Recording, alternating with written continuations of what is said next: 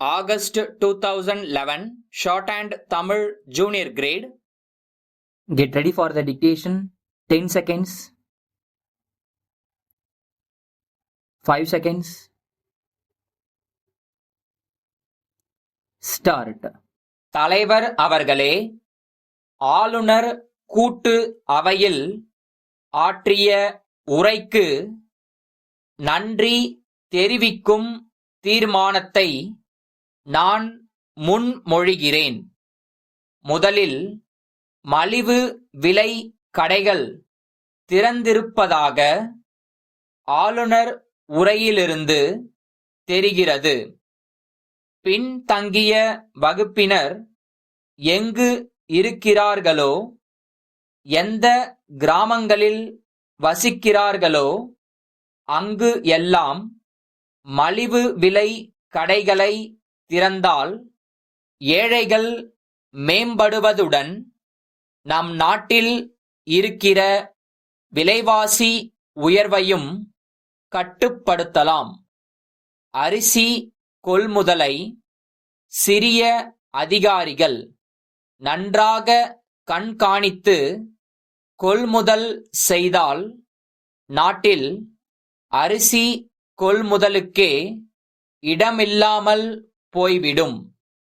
நான் அறிந்த வரையில் அவர்கள் உரிய காலத்தில் சரியான இடத்தில் நல்ல விதத்தில் கணக்குகளை வாங்குவது இல்லை, அரசுக்கு தெரிவிப்பதும் இல்லை. அப்படி இல்லாமல் அவர்கள் கண்ணும் கருத்துமாக இந்த கொள்முதலை கவனித்தால் நாட்டில் இருக்கிற விளைச்சல் நமக்கு போதுமானது. நமக்கு இருக்கிற பற்றாக்குறையை பார்த்தால் மிக குறைவாகத்தான் இருக்கிறது. தொழிலாளர்கள் நல உரிமை குறித்து சொல்லப்பட்டிருக்கிறது. தொழிலாளர்களுக்கு கட்டாயமாக காப்புறுதி திட்டம் அமல் செய்யப்பட வேண்டும்.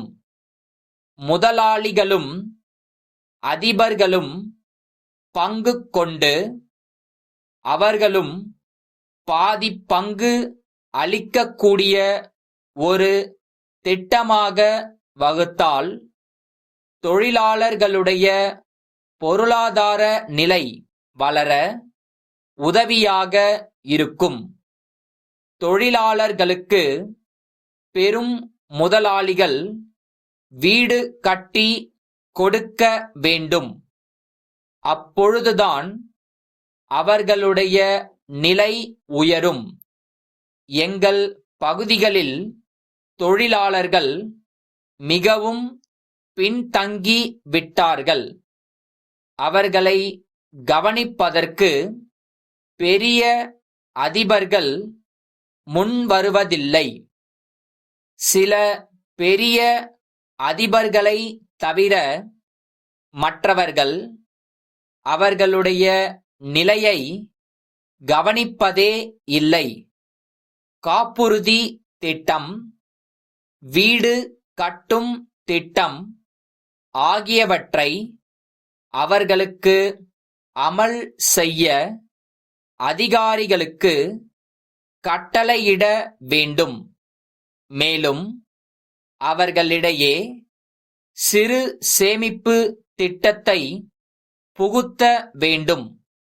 அதற்காக அவர்களிடத்தில் நல்ல பிரச்சாரம் செய்ய வேண்டும். அப்படி செய்தால் அவர்களுடைய பொருளாதார வசதி பெருக உதவியாக இருக்கும்.